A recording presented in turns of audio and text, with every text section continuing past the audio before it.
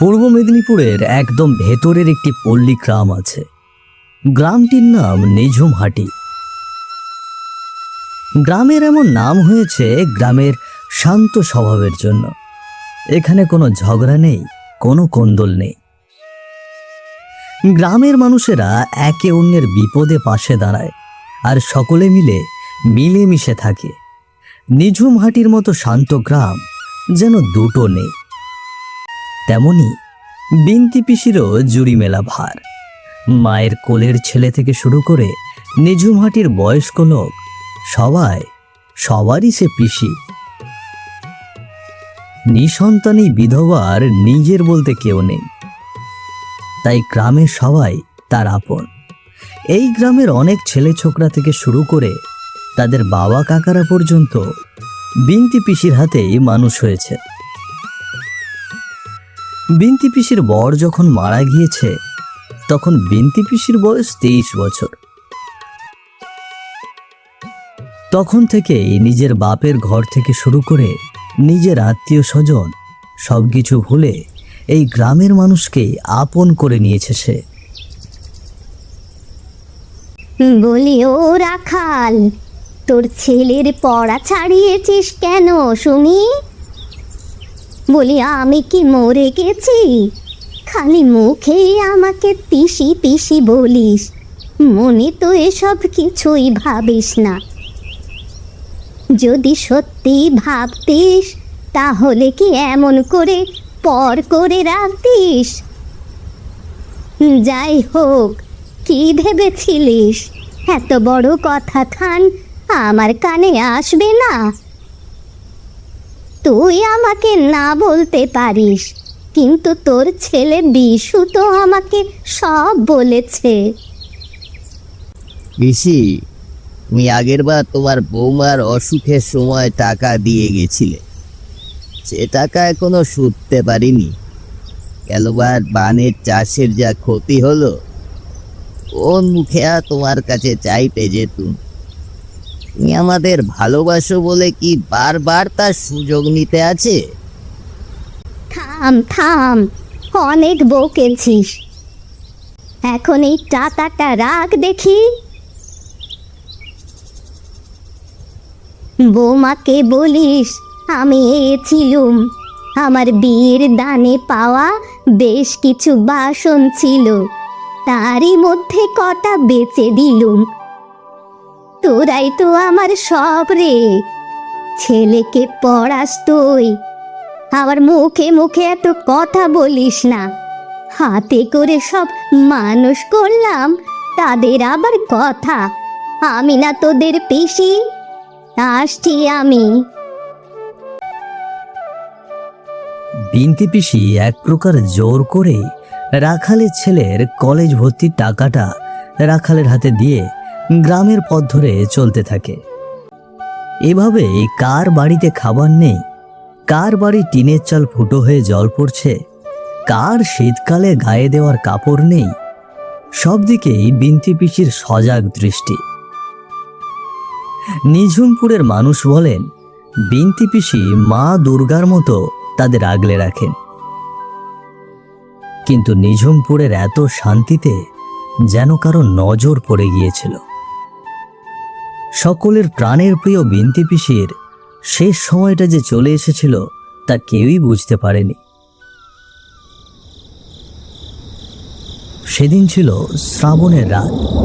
সকাল থেকেই আকাশ কালো করে মেঘ করেছে আর ঘন ঘন বজ্রপাত। যেমন দিনে মানুষ মানুষের বাড়ি আসে না, তেমন দিনেই নিঃসন্তান বিন্তি পিসি তার শেষ নিঃশ্বাস ত্যাগ করল। বিকেলে রাখালের বউ বিন্তি পিসির ঘরে গিয়ে দেখে পিসি দালানে মাথা দিয়ে বসে আছে।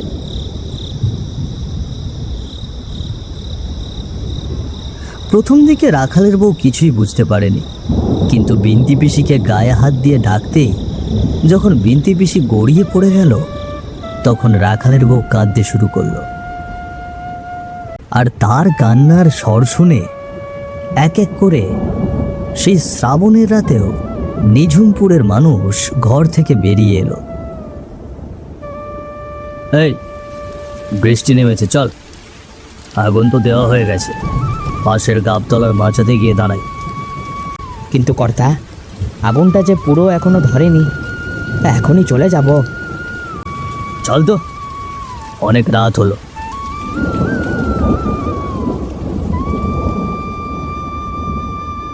চল রে, বৃষ্টি থেমে গেল, এবার বাড়ি যাই। কিন্তু কর্তা, আবার কথা, তাও আবার আমার মুখে মুখে। আমি ছাড়বো না, আমি কাউকে ছাড়বো না, এর শেষ দেখে আমি ছাড়বো। হ্যাঁ হ্যাঁ, এর শেষ দেখে আমি ছাড়বো। কর্তা, মনে হচ্ছে শ্মশানে কিছু একটা হচ্ছে। কেউ একটা ডাকছে কর্তা। কি? একবার পেছনে দেখেন কর্তা।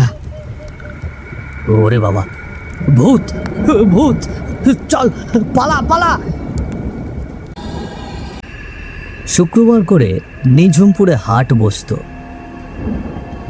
তাই দোকানিরা বৃহস্পতিবার রাতে মাচার পাশের মাঠে নিজেদের পসরা সাজাতে শুরু করে। পরে দোকানিরা যখন মাঠে পসরা সাজাচ্ছিল, তখন তারা ভয়ঙ্কর দর্শন এক বৃদ্ধাকে দেখে ভয়ে জিনিসপত্র রেখে পালিয়ে যায়।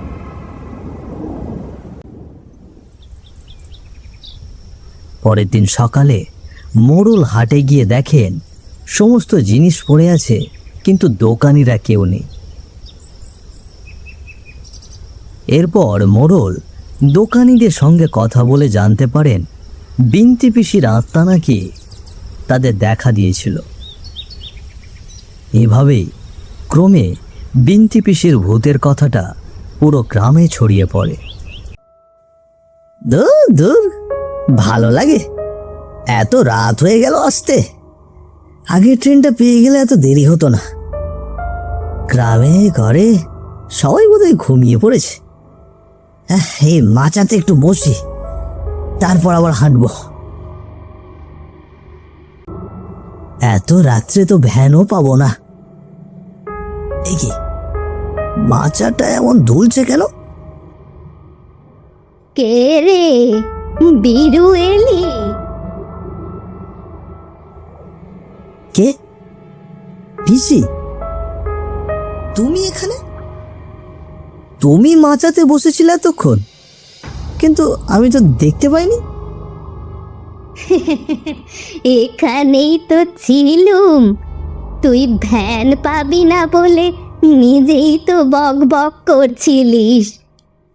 তা শহরে তো গিয়েছিলিস, বইপত্তর পেলি? আমার দোক্তার কৌটোখান এনেছিস? তা এনেছি, তবে এই কৌটো তো আমি কাল বাড়ি গিয়েও দিয়ে আসতাম তোমাকে। তার জন্য এত রাত্রে তোমাকে গাবতলার মাথাতে বসে থাকতে হতো না। সত্যি, আমি যাওয়ার আগে বলেছিলাম 1 সপ্তাহ বাদে ফিরবো, তুমি ঠিক মনে রেখেছো। চলো দেখি, এখন বাড়ি যাবে তো? আচ্ছা, তোমার চোখটা এত লাল কেন? ঠান্ডা লেগেছে?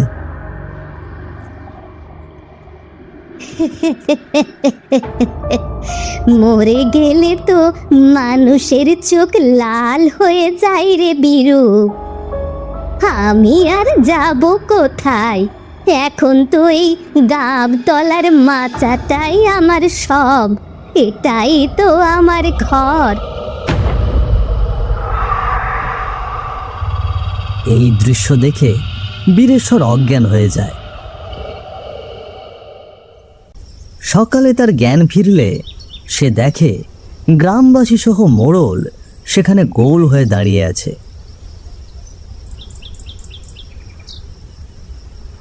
আমি আসলে বিন্তি পিসিকে। বিন্তি পিসি আর নেই, এই তোরা ওকে বাড়ি পৌঁছে দিয়ে আয়। ঘরে ফিরে মায়ের কাছে বীরেশ্বর শোনে নিঝুম হাঁটি আর আগের মতো নেই।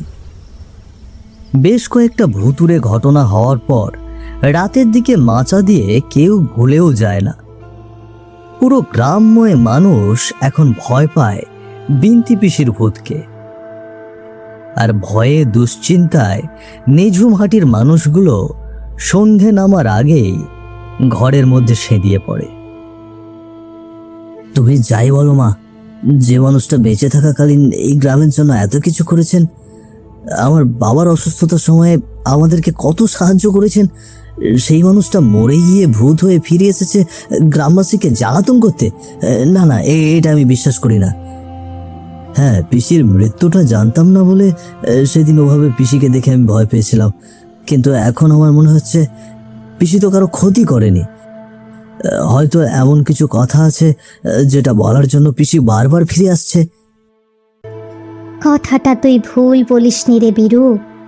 মানুষটা সত্যি বড় ভালো মানুষ ছিল রে। বেঁচে থাকতে সে অনেকের অনেক উপকার করেছে। এমন একখান মানুষ কিনা সজ্ঞে না গিয়ে ভূত হয়ে ঘুরে বেড়াচ্ছে, ভাবলেও কষ্ট হয় রে। তুই তাহলে কি বলছিস? তুই কি আবার সেখানে যাবি? কিন্তু কিন্তু মা হয়ে আমি প্রাণে ধরে তোকে কি করে একা যেতে দিই বল দেখি। এই শোন না বাবা, শোন, তুই বরং রাখাল দাদাদের একবার খবর দে।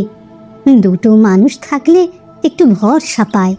তুমি যখন বলছো তাই হবে, আমি রাখালদাকে বলবো। আমার বিশ্বাস রাখালদা আমার সঙ্গে যেতে রাজি হবে। যেতে আমার অসুবিধা নেই বীরু। সেদিন বিন্তি পিসের মৃত্যুর সময় তো আমি গায়ের সম্বন্ধীর বাড়িতে ছিলাম। এসে বউয়ের মুখে শুনলাম মোড়ল মশাই নিজে দাঁড়িয়ে থেকে সবটা করেছিলেন বটে, কিন্তু বৃষ্টির কারণে শেষ অবধি দাঁড়িয়ে থাকতে পারেননি। আর তোমার বৌদিদি মেয়ে মানুষ বলে ওনারা তো শ্মশানে যাননি। কি যে সেদিন ঘটেছিল জানি না। তবে আমি বলি কি, মোড়ল মশাই যেহেতু বিন্তি পিসির দুঃসম্পর্কের আত্মীয়, তাকে একবার নিয়ে গেলে হয় না? বেশ, কাল বিকেলের পর তোমাকে নিয়ে বরং মোড়ল মশাইয়ের বাড়ি যাব। বীরেশ্বর রাখালকে নিয়ে মোড়লের বাড়িতে গিয়ে তাকে সবটা বুঝিয়ে বলল। মোড়ল মশাই প্রথমে এই প্রস্তাবে নিজের প্রবল আপত্তি জানালেও পরে এক প্রকার নিমরাজি হয়ে ওদের সঙ্গে যেতে রাজি হলেন বটে। তবে তিনি বললেন, দেখো, যতই হোক সে তো আর মানুষ নেই। তোমরা যখন এত করে বলছো আমি যাব, তবে সঙ্গে করে কিছু লাঠিয়াল নিয়ে যাব। আর সে আগের দিনের মতো ঘটনা যদি ঘটে, বীরও যদি অজ্ঞান হয়ে পড়ে, তবু কয়েকজন লাঠিয়াল থাকলে বুকে বল থাকে, এই আর কি। আর আমি বলবো, তোমরা একটু মন্ত্রপুত মাদুলি নিয়ে যেও। আগের দিন শ্মশান থেকে ফিরেই আমি এক সাধু বাবাকে দিয়ে কুড়িয়ে এনেছি। দেখুন, মাদুলিতে আমি বিশ্বাস করি না, তবে লেবেল নিয়ে যাওয়ার বিষয়ে আপনি যা ভালো বোঝেন তাই করুন। সে আপনি গ্রামের কর্তা মানুষ, আপনি ভালো বুঝবেন। তবে আমরা হাঁটা শুরু করি, আপনি বরং লাঠিয়ালদের সঙ্গে করে আসুন। বেশ বেশ, তোমরা এগো, আমি যাচ্ছি। পিসি, ও বীরতি পিসি, তুমি তো এখানেই আছো না? ওই ভাই বীরু, সারা তো নেই, তুমি একবার ডাকো। তুমি ভয় পাচ্ছ যে রাখালদা? তাই তো, পিসি আসছে না। একবার ভয়কে জয় করে ডাকো, ঠিক আসবে। ও বিনতি পিসি, এসো, আমি ভয় করি না তোমাকে, এসো একবার। বল বল, কেন ডাকছিলিস? হ্যাঁ রে বীরু, আমি কি করেছি বলতো? গ্রামের ছেলে পুলেরা আর এধারে আসে না। সন্ধ্যের পর কেউ ঘর থেকে বেরোয় না। বলি, আমি তো তোদের মারিনি। আসবে পিসি, আবার সবাই আসবে। আসলে সবার মন খারাপ, তুমি শান্তি পাওনি কি না তাই। আচ্ছা, তুমি আমাদের একটা কথা বলো দেখি, সেদিন সবাই যখন আগুন দিয়ে চলে গেল, তারপর কি হয়েছিল? আগুনটা নিভে গিয়েছিল, আর আমার আধ পোড়া শরীরটা জেগে উঠল। আর তো কিছুই জানি নে বাপ, সেই থেকেই আমি এমন। তার মানে সৎকার ঠিক মতো হয়নি বলে তোমার আত্মা শান্তি পায়নি, তাই তো? না রে না, সৎকার ঠিক মানুষে করেনি বলেই আগুন নিভে গেছে। মানে? হ্যাঁ রে রাখাল, তোকে না বলেছিলুম তুই আমার মুখে আগুন দিবি, আমরা তো ছিলাম না পিসি, আর মোড়ল মশাই তো তোমার দুঃসম্পর্কের ভাইপো।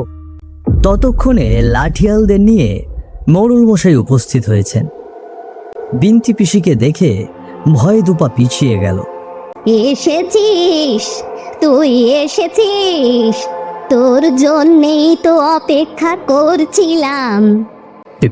পিসি, মানে তুমি? হ্যাঁ, বলেছিলাম না ছাড়বো না, মনে পড়ছে? পিসি? কি বলছিলিস?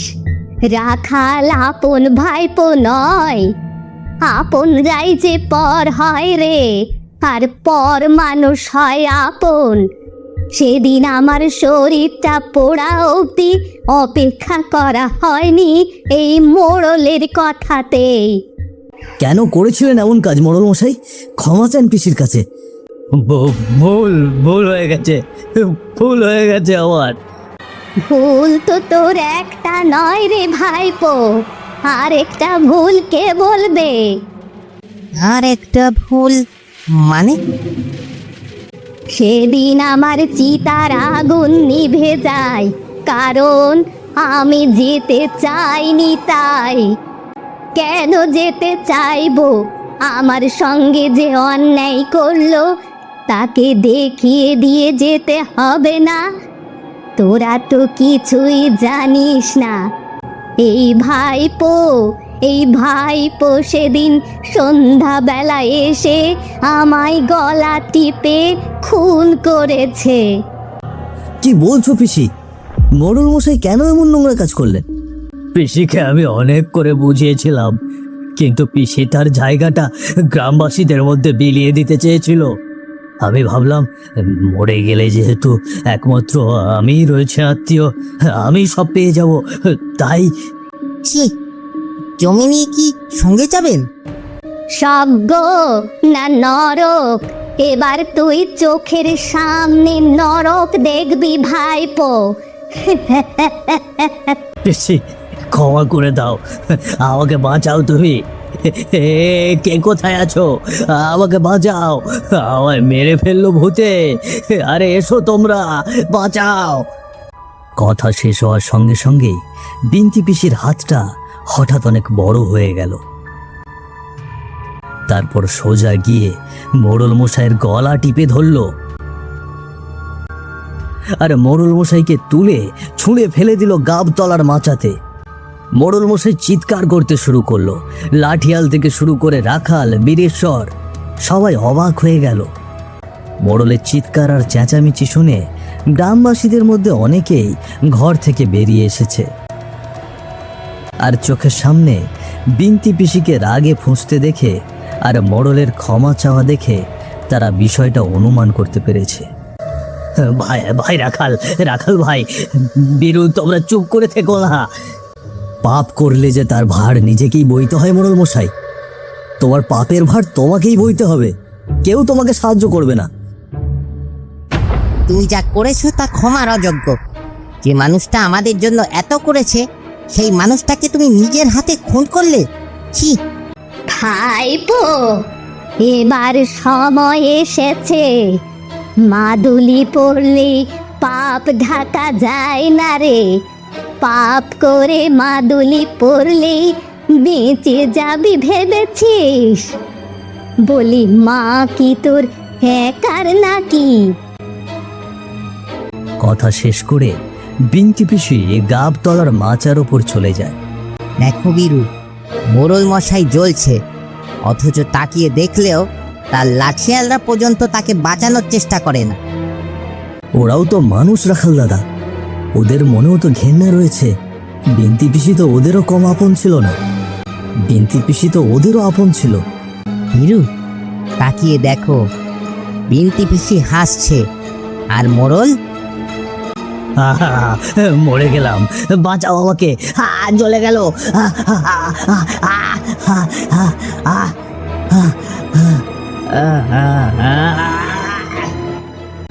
এই জন্যই তো বলে ধর্মের কল বাতাসে নড়ে। বিন্তি পিসি যেখানে হাসছে সেখানে মোড়ল জ্বলছে, পাপ, বুঝলে না, পাপ। এই ঘটনার পর থেকে আর কখনো বিন্তি পিসির আত্মাকে নিঝুম হাটিতে দেখা যায়নি। এরপর বেশ কয়েক বছর কেটে গেছে। রাখালের ছেলে বিশুর পড়াশোনা শেষ হয়েছে। নিঝুম হাটির পরবর্তী মোড়ল এখন বীরেশ্বর, আর তার সহকারী হয়েছে বিশু। নিঝুম হাটির গাবতলার মাচাটা পুড়ে গেলেও বিন্তি পিসির স্মরণে সেখানে একটা স্মৃতিসৌধ তৈরি করা হয়েছে। পথ চলতি মানুষ সেখান দিয়ে যাওয়ার পথে কিছুক্ষণ থামে, স্মৃতিফলকে হাত দিয়ে প্রণাম করে। আর সেই সময় আকাশ থেকে যেন দুচোখ ভেসে ওঠে, যেন বলে, চিন্তা করছিস কেন, আমি তো আছি, তোরা সকলেই আমার যে বড় আপন।